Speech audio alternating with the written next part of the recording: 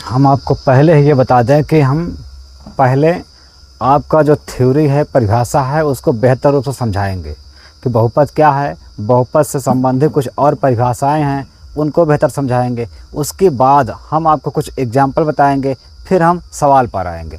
ठीक है, तो थोड़ा सा आपको सब्र करना पड़ेगा, इंतज़ार करना पड़ेगा, क्योंकि डायरेक्ट हम सवाल नहीं बताएंगे। पहले थ्योरी, फिर आपके उदाहरण, फिर उसके बाद हम पहुँचेंगे सवाल पर। ठीक है, तो बेहतर उसको देखते रहिए। और हाँ, आज का वीडियो आपको कैसा लगता है आप बताइएगा ज़रूर, और कमेंट कीजिएगा। अगर अच्छा लगता है तो ठीक है, अगर कुछ कमी लगती है तो उसको भी आप सजेशन दीजिए, सुझाव दीजिए, हम उसको दूर करेंगे। ठीक है, तो चलिए स्टार्ट करते हैं। तो ये है क्लास 9th का बहुपद।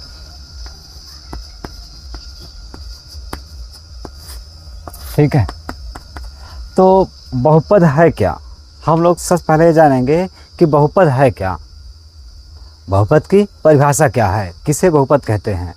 तो हम आपको बता दें, आपको एक मतलब इसकी परिभाषा आप लिख लो कॉपी में, क्योंकि अगर हम बता देंगे तो आप भूल जाएंगे। आप लिख लोगे तो आपको थोड़ा याद हो जाएगा, आप रिवीजन कर लोगे और अच्छे से याद हो जाएगा। तो वे व्यंजक जिनके चर की घात पूर्ण संख्या होती है उसे हम बहुपद कहते हैं। नहीं समझ में आया? चलिए हम आपको लिख के बताते हैं।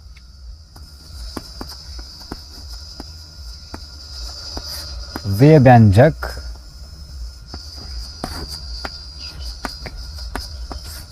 जिनके चर की घात, जिनके चर की घात, थोड़ा इसको यहां लिख लेते हैं, पूर्ण संख्या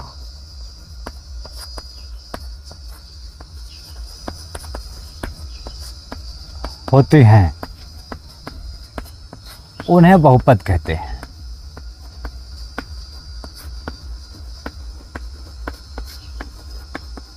ठीक है, उन्हें बहुपद कहते हैं। एक बार हम थोड़ा देख लें क्या ये पूरा आ रहा है या कुछ भाग कट चुका है।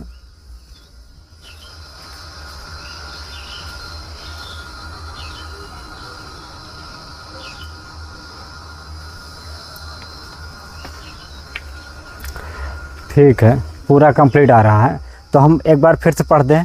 वे व्यंजक जिनके चर की घात पूर्ण संख्याएं होती हैं उन्हें बहुपद कहते हैं। अब कुछ लोग इसमें फंस जाएंगे, कुछ बच्चे इसमें फंस जाएंगे कि व्यंजक क्या होता है, उसके बाद चर क्या होता है, घात क्या होता है और पूर्ण संख्या क्या होती है।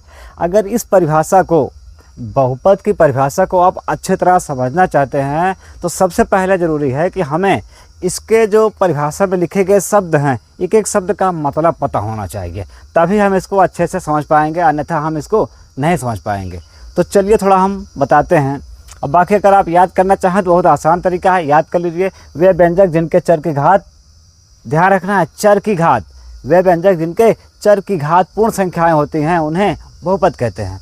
अब यहाँ पर कुछ नए शब्द हैं, जैसे है व्यंजक।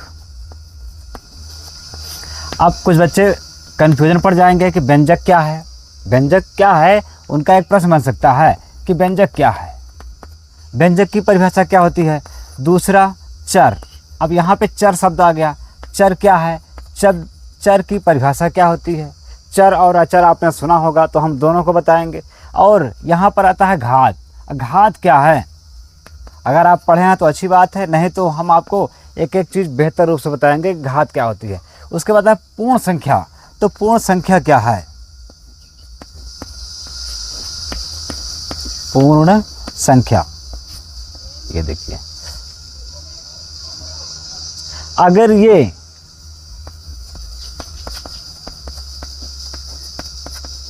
ठीक है, व्यंजक क्या है, उसकी परिभाषा क्या होती है ना, व्यंजक किसे कहते हैं, हम प्रश्न बना सकते हैं। तो ये हमारे पास नए शब्द आ गए और इसमें हमें यूज हुए हैं।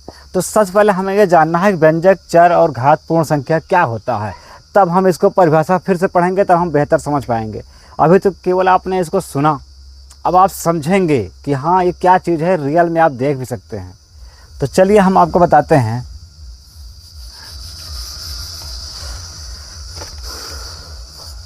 सबसे पहले हम देखते हैं व्यंजक। व्यंजक क्या है, देखिए चर अचर, चर और अचर संख्याओं को गणतीय चिन्हों के साथ अगर रखे जाते हैं तो उन्हें हम व्यंजक कहते हैं। चर अचर और गणतीय चिन्हों को एक साथ रखे जाते हैं तो उन्हें हम व्यंजक कहते हैं। जैसे एग्जाम्पल ले लेते हैं, ये 2x + 5 है, 2x + 5 है। तो यहाँ पर देखिए ये चर है, ये चर है, ये अचर है, ये भी अचर है और गणतीय चिन्ह प्लस के साथ में है। या आप दूसरा उदाहरण दे सकते हैं, x + 3। देखिए ये चर है, ये अचर है। तो यानी चर और अचर किसी चिन्ह के साथ में लगे रहते हैं, चाहे वो जोड़ घटाना गुणा भाग कुछ भी हो, वो क्या कहलाएगा, चर। आप ये भी चर है, ये भी मतलब ये क्या है, ये चर है, ये अचर है, लेकिन अब ये दोनों मिला के क्या बन जाए, व्यंजक। व्यंजक की परिभाषा फिर से सुन लीजिए, चर अचर गणतीय चिन्हों के साथ जोड़ घटाना गुणा भाग के साथ लगे होते हैं तो उसे हम व्यंजक कहते हैं। अब देखिए 2 और x गुणा में है, ये प्लस में है, ये भी प्लस में है, अगर चाहे माइनस में हो या भाग में हो तो उसको हम व्यंजक कहते हैं। चर क्या होता है, चर देखिए चर के मान हमेशा बदलते रहते हैं जिन्हें हम मानते हैं। जैसे हर सवाल में आप x y z इसको मानते हैं, ये हमेशा बदलता रहता है। और इसी के साथ में होता है अचर। तो अचर को आप जानते रहे जो हमेशा स्थिर रहता है, जैसे 1 2 3 4। ये देखिए ये संख्याएं जो हैं हमेशा अचर रहती हैं, मतलब चलती नहीं है, एकदम स्थिर कांस्टेंट होती है, मतलब ये इसका मान कभी बदलेगा ही नहीं। ठीक है, जैसे आपके पास अगर 1 रुपया है, 1 रुपये का सिक्का है, तो आप उसको हमेशा 1 रुपये ही पढ़ेंगे, कभी उसको 2 रुपये 10 रुपये नहीं पढ़ सकते। यानी वो संख्या है तो वो हमेशा के लिए अचर है, उसको वही पढ़ना ही पड़ेगा। लेकिन जो चर है इनके मान हर सवाल में हमेशा बदलते रहते हैं। आपने पढ़ा होगा, आप कक्षा 9 में है तो 8 में आपने पढ़ा होगा या 9 में भी पढ़ा होगा कि जो सवाल में x माना जाता है या x रहता है उसका मान अलग आता है, अगले सवाल में x मान फिर और आएगा, अलग अलग आता है। घात, अब घात क्या होता है, घात को भी देख लीजिए। घात में हम आपको इतना बता दें,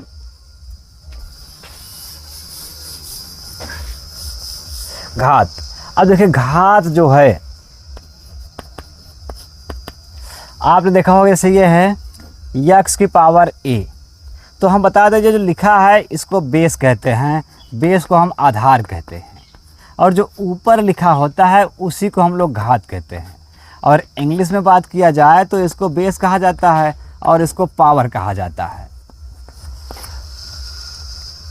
ठीक है, तो हम ये पढ़ सकते हैं जो x है ये बेस है और a क्या है, पावर है, घात है, यानी x की पावर a, x की पावर a, ऐसे इसको पढ़ा जाएगा। ठीक है, तो चलिए घात को आपको समझ में आ गया। उसके बाद और आगे बढ़ते हैं, पूर्ण संख्या। अब पूर्ण संख्या क्या है, इसके उदाहरण देख लीजिए, 0 1 2 3 4, ये अनंत तक, ये जो भी संख्याएं हैं 0 से लेकर धनात्मक सभी संख्याएं क्या कहलाएंगी, पूर्ण संख्या कहलाएगी। हम इसकी परिभाषा बनाना चाहें तो ये भी कह सकते हैं कि 0 सहित सभी प्राकृतिक संख्याओं को पूर्ण संख्या कहते हैं, क्योंकि 0 है और प्राकृतिक संख्या ये आप जानते हैं x लेके अनंत तक, है ना। तो ठीक है, आपको अब इतना समझ में आ गया होगा। कौशिक क्या कर रहे हो भाई, चलिए ठीक है। देखिए एक बार परिभाषा आप फिर से समझ लीजिए। वे, हाँ भैया ठीक है। देखो बहुपद, बहुपद की परिभाषा आप फिर से समझ लीजिए। वे व्यंजक जिनके चर की घात पूर्ण संख्याएं होती हैं उन्हें बहुपद कहते हैं। ठीक है, तो हमने बता दिया व्यंजक क्या है, चर क्या है, घात क्या है, पूर्ण संख्या क्या है। अब आप एग्जाम्पल समझिए। जैसे एग्जाम्पल के लिए हम ले सकते हैं, एक सवाल हमने लिखा x² 6x + 7। अब बताइए यहाँ पर हम कैसे पहचानेंगे पूर्ण संख्या है। तो ये एक व्यंजक है, ये क्या है, एक व्यंजक है। व्यंजक की परिभाषा जिसमें चर और अचर गणतीय चिन्हों के साथ में रहते हैं वो व्यंजक है, व्यंजक हो गया। अब चर, चर की घात, यानी कि वे व्यंजक जिनके चर की घात, तो चर इसमें क्या है, ये है x, ये है x और ये है x, यानी कि जो x है ये x² और ये x, ये चर है, ये क्या है, चर।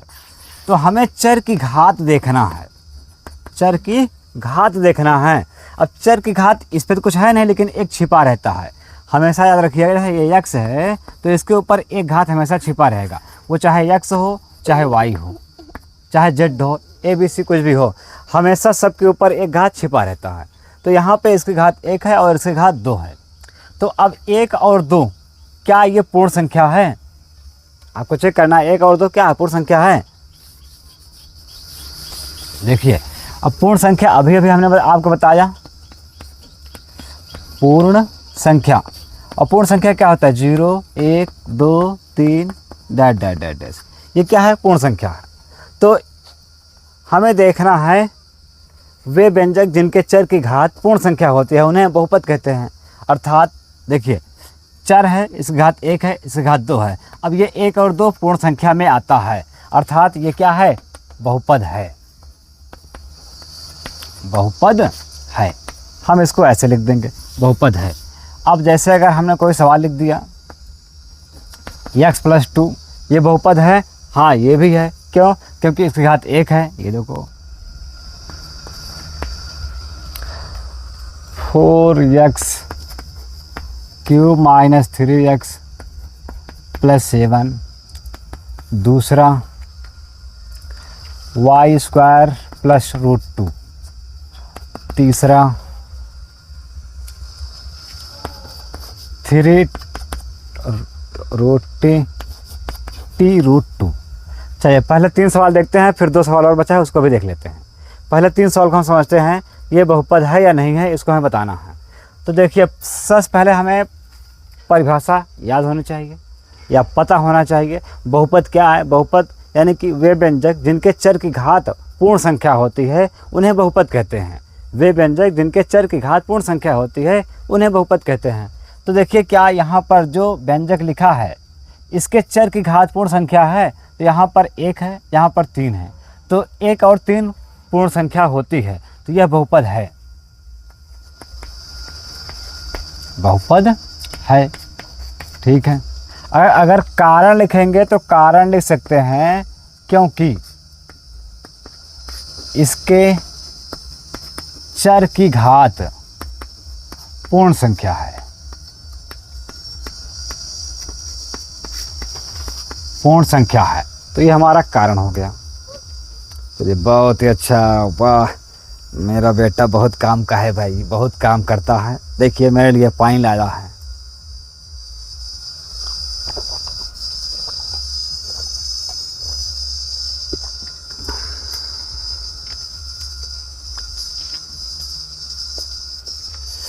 चलिए ये हो गया। दूसरा ये बहुपद है या नहीं है, तो देखिए y के ऊपर घात 2 है, हमें चर ही देखना है, वह व्यंजक जिनके चर की घात, तो चर क्या है y है, y के ऊपर क्या है घात 2 है, तो जो 2 घात है ये क्या है बहुपद है। ठीक है, वो पूर्ण संख्या है, ये बहुपद है। अब ये बहुपद है या नहीं है इसको समझने के लिए यहाँ पे देखिए t के ऊपर t है, रूट है, यानी अब यहाँ पे हमारे पास जो चर है वो t है और t के ऊपर घात क्या है रूट, और रूट को हम लोग 1/2 कहते हैं। आप जानते होंगे रूट को 1/2 कहते हैं। तो अब बताइए क्या ये इस सवाल को हम इतना भी लिख सकते हैं ना 3t⁻1/2 + t√2। ठीक है, परिभाषा ध्यान रखिएगा क्योंकि परिभाषा में कहा गया है कि वे व्यंजक जिनके चर की घात पूर्ण संख्या हो उसे बहुपद कहते हैं। तो यहाँ पे चर क्या है t क्या है चर, और चर के ऊपर क्या है घात 1/2। क्या 1/2 पूर्ण संख्या है? तो ऑप्शन है नहीं। क्यों? क्योंकि जो पूर्ण संख्या होता है, हमने आपको बताया था जो पूर्ण संख्या का उदाहरण है, पूर्ण संख्या होता है 0 1 2 3 4 डैश डैश अनंत तक, ये हमारी पूर्ण संख्याएं होती हैं। तो अब देखिए इसमें तो बटे वाली संख्या आएगी नहीं, तो इसलिए ये बहुपद नहीं है। क्यों नहीं है? क्योंकि इसके चर की घात पूर्ण संख्या नहीं है, अर्थात जो 1/2 है ये पूर्ण संख्या नहीं है। तो हम लिखेंगे यह पूर्ण संख्या नहीं है, यह बहुपद नहीं है।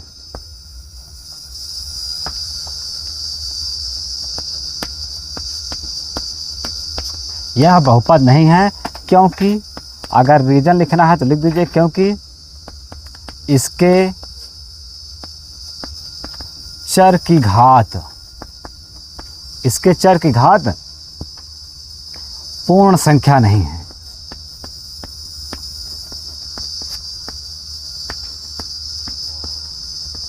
पूर्ण संख्या नहीं है। ठीक है, तो सवाल को आपको बेहतर पढ़ना है, अच्छे से पढ़ना है। ये हो गया। अब हम आगे बढ़ते हैं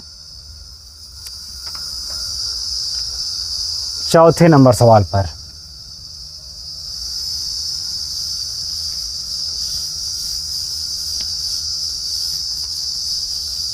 देखिए, चौथे सवाल है y + 2/y। अब देखिए, ये बहुपद है या नहीं है, इस पर हमें चर्चा करना है। ठीक है, तो बहुपद की परिभाषा हम आपको फिर से बता दें। वे व्यंजक जिनके चर की घात पूर्ण संख्या हो, उसे हम बहुपद कहते हैं। तो देखिए, अगर आप देखेंगे तो यहाँ पर एक छिपा है, ये तो है पूर्ण संख्या। लेकिन अभी थोड़ा सा एक काम हमें और करना है। आप एक चीज़ जानते हैं, नहीं जानते हैं, आपको बता दें। जैसे ये 1/x है, तो इसके ऊपर एक घात छिपी होती है। जब ये ऊपर आएगा माइनस हो जाएगा। अगर ये x² होता तो ये ऊपर आता माइनस हो जाता। अगर ये 3 होता ऊपर आता तो 3 हो जाता माइनस में। इसी प्रकार हमारे पास कुछ भी हो 1/x⁴, तो x की पावर जो a है ये हो जाएगा माइनस में। ठीक है, तो आप इस चीज़ को अच्छी तरह से जानते रहिए। अगर कोई भी घात नीचे है बटे में है, ऊपर आएगा तो माइनस में हो जाएगा, अर्थात उसका चिन्ह बदल जाएगा। अगर ये माइनस होता तो यहाँ प्लस हो जाता। ठीक है, तो इसी प्रकार यहाँ पे देख लीजिए, जब इसको हम ऊपर लाएंगे, देखिए इस y को उतार लिए और इस 2 को उतार लेंगे, जब ऊपर ये जाएगा तो y - 1 हो जाएगा। ठीक है, तो अब ये देखिए, क्या y के जो चर हैं, चर की घात पूर्ण संख्या है। तो यहाँ पे चर घात क्या है, इसका +1 है, इसका -1 है। अब -1 क्या पूर्ण संख्या है? नहीं है, क्योंकि पूर्ण संख्या में 0 और 1 2 3 धनात्मक संख्याएं हैं, माइनस संख्या उसमें नहीं है। अतः ये क्या है, बहुपद नहीं है। यह बहुपद नहीं है। हाँ भैया, पढ़ा रहा हूँ भैया। अरे तोड़ो ना यार, क्योंकि इसके चर की घात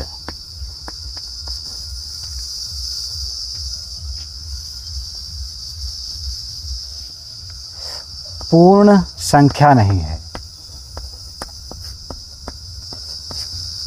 ठीक है, आपको ये रीजन भी लिखना है, कारण।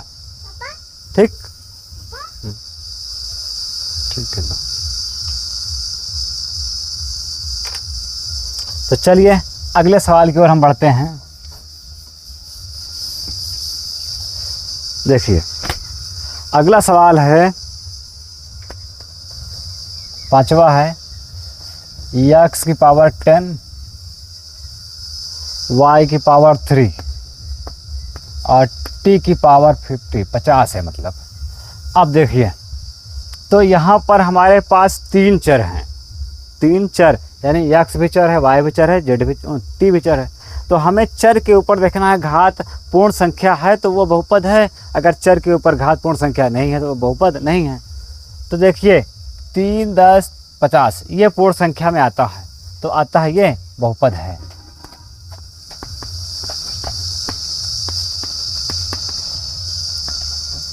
रीजन देना है तो लिखिए, क्योंकि इसके चर की घात, इसके चर की घात पूर्ण संख्या है, पूर्ण संख्या है।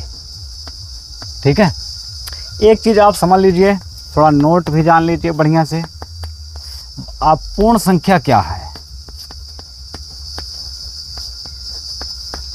0, 1, 2, 3, 4 डैश, ये पूर्ण संख्याएं हैं।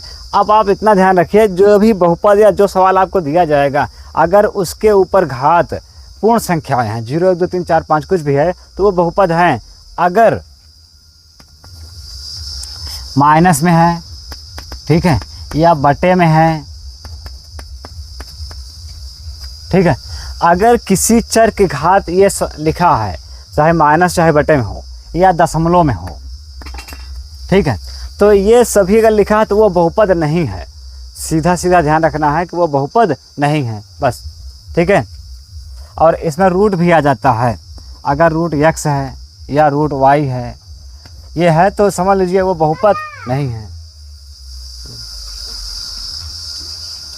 ठीक है। तो ये हमने आपको पहले सवाल एकदम बेहतर रूप से समझा दिया है। अब हम आपको ऐसे ही बेहतर रूप से पढ़ाएंगे, एक एक सवाल का एक वीडियो एकदम विस्तार से पढ़ाएंगे। हाँ, लेकिन एक चीज़ आप ध्यान रखिएगा, आप कमेंट ज़रूर करिए कि क्या चीज़ नहीं समझ में आया, उसको हम आपको और बेहतर समझाएंगे।